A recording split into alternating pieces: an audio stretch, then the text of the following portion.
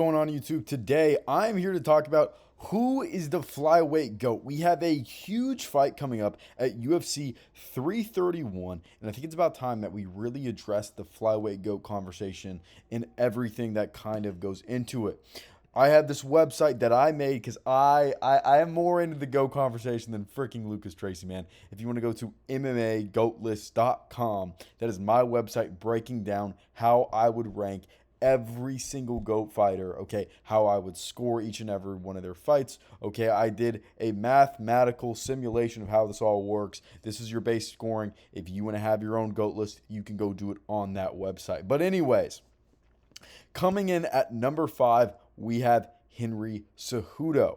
Okay, his top 3 wins are one, in my opinion, and scoring wise, the greatest flyweight win of all time. TJ Dillashaw being able to knock him out in the first round is special, okay? And I think that really does put Cejudo already a step above all of those kind of other flyweights. Like, he is still above a guy like Joshua Van. I do not have Joshua Van higher on this list, right? He's still above a guy like a Manel Cap, right? Who has gotten a lot of wins in the meantime. He's ahead of a guy like a Joseph Benavidez, right? Because, and we're not going to talk about his bantamweight stuff. We're talking strictly flyweight. His ability to go out there and knock out TJ Dillashaw in the first round, and then to have a really close split decision win against Demetrius Johnson. Okay, I'm not going to say who I necessarily. I personally had Cejudo winning that fight. I know how contested that was, and how he did get finished in the first round.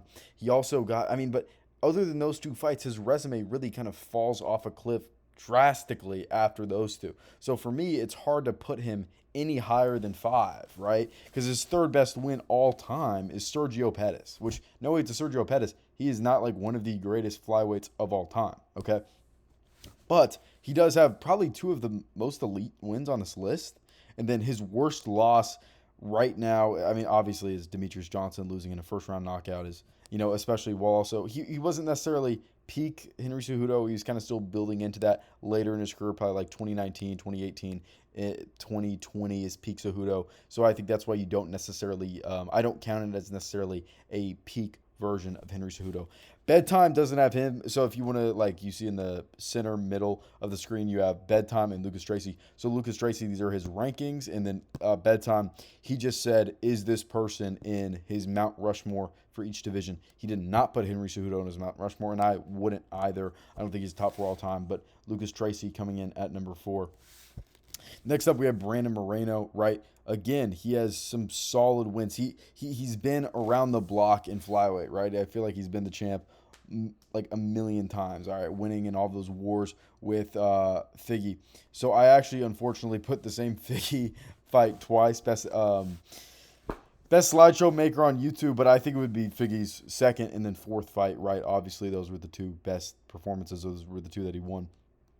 So, obviously, he got 13 points for the first Figgy fight, and then for the second Figgy fight, obviously, he got a lot of points for that, too. And then he also got the win against Kai France. It was a TKO, obviously, so he gets a little bit more points, but he doesn't get full points because it was an interim title, not like because they had the whole mix up with Figgy and everything. But it was a rematch, and he had already beat him, so I can't give him as much credit, right? Clearly, he just had Kai France's number, but he was able to get the finish this time, which makes it relatively impressive. But in my opinion, Moreno's worst loss is Tetsuya Taira. He was still, he's 32 years old. He's not even out of it. I think the Kavanaugh fight was the first fight that was obvious that he's completely out of his prime. I think the Taira fight was kind of the last flicker you had of a prime Brandon Moreno.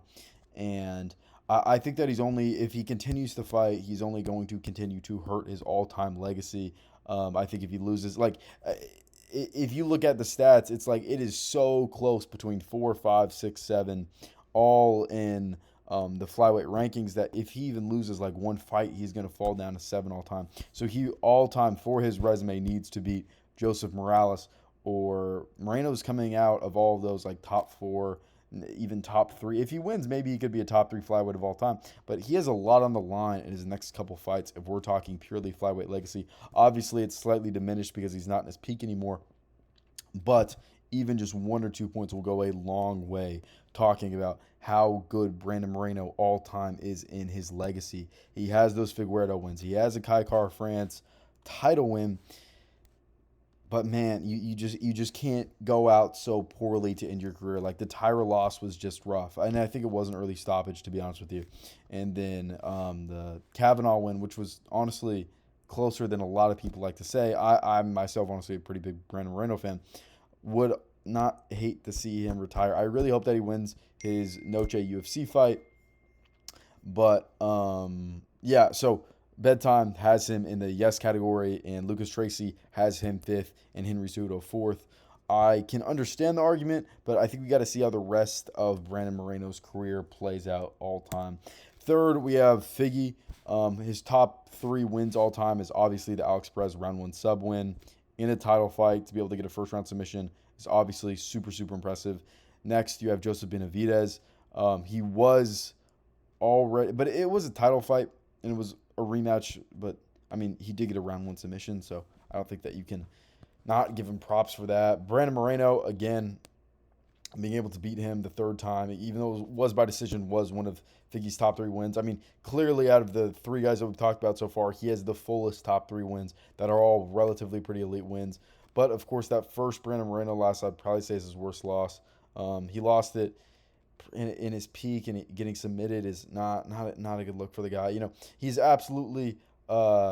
I think it's better for technically his quote unquote flyweight legacy. The fact that you can't really hold his bantamweight terrible run against him, right? And how poor he's looked in bantamweight so far. Honestly, I don't know if it's like a money problem. Like he just seems like he doesn't want to fight anymore, but someone's making him get in the cage. That's how it looks to me. Like I rewatched the Umar fight last night.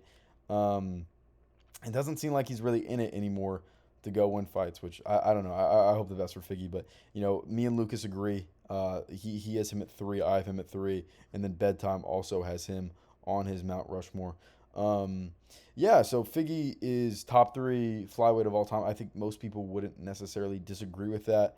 I think that his resume and his litany of wins and his ability to also get finishes in big fights speak to how elite of a competitor in a flyweight that prime Figgy was. Like he would, to go take a fight on a week's notice after getting your belt is pretty freaking ridiculous. Okay, so Figgy is top 3 right now. I think pretty easily in the flyweight GOAT conversations. And then 2, Alexandre Pantoja, right?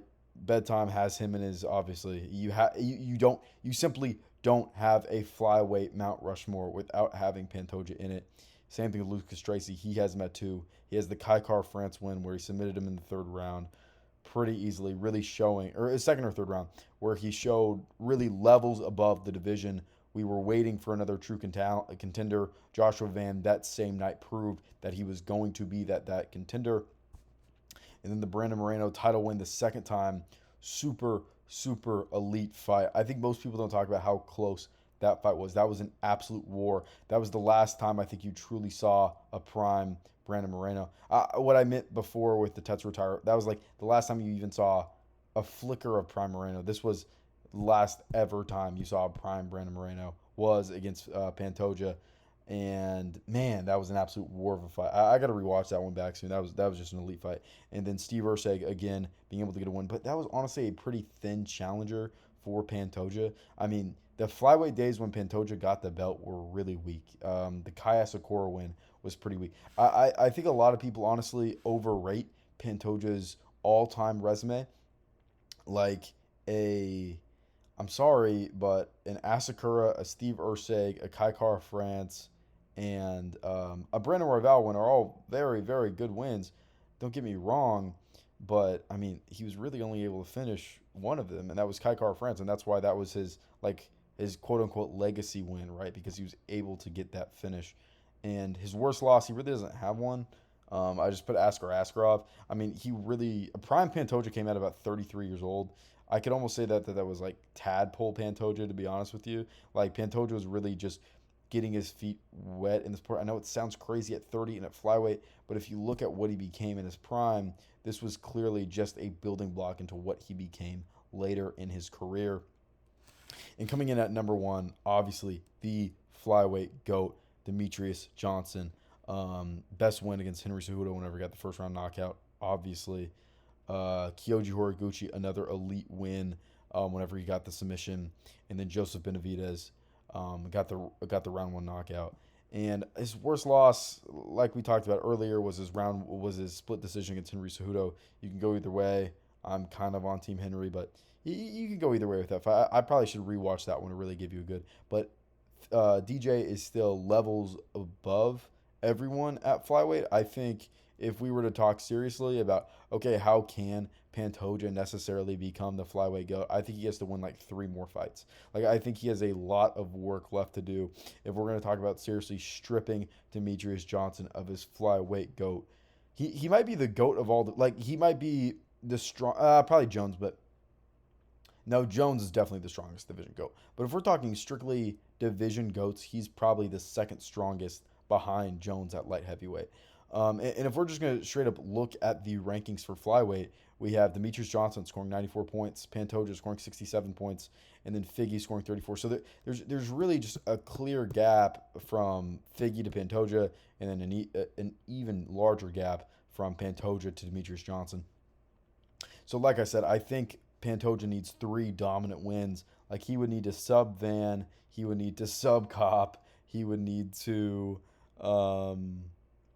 and probably get one more, maybe beat like a Ramzan Tamarov before. Then I think you can obviously call Pantoja the go to the division, but he needs to do some crazy stuff before that we start talking about flyweight goat for Pantoja. And Joshua Van coming in at number 6. This next fight, I think, could honestly boost him if he beats Pantoja into the 3rd best flyweight of all time. And I don't think that's crazy to say, man. Like, Pantoja's getting a litany of wins, getting Tetsuya Taira, being able to finish Tetsuya Taira, being able to go to absolute war with Brandon Royval, and then be able to beat Alexandre Pantoja in your 2nd title defense. That's flyweight GOAT level stuff, man. That's real flyweight GOAT. And the Manel Cap is just right behind him. I mean, really, flyweight is not the elite of the elite division. It's pretty still shallow if we're talking all-time GOAT stuff. So that's why Cap comes in at number 7. And if we're going to talk about what's on the line here for Van versus Pantoja, right now Joshua Van has 30 points, right? His wins on points, if he wins on points, okay, if he wins by decision, he's going to gain 10.4 points. If he wins by TKO or submission, he gets 13, okay? And if he loses 9. So this is a huge loss for Joshua Van. Like, he is in his prime. There's no, like, this is a huge high-stakes matchup for the GOAT conversation for Joshua Van. And Alexandre Pantoja, currently sitting at 67 points. If he wins, kind of same stack, 10.4, 13 if he wins by TKO or submission. If he loses, I think he drops. He doesn't drop. Okay, I don't see a world where he's just not. Like, Van wouldn't be able to eclipse him with that one fight. Pantoja has still done so much in flyweight, even though they might be, in my opinion, shallower wins. His volume of wins and really not taking any that bad of losses does truly prove that he is still the 2nd best flyweight of all time. Thank you guys for watching. I appreciate it. Let me know what you guys think in the comments down below. See ya.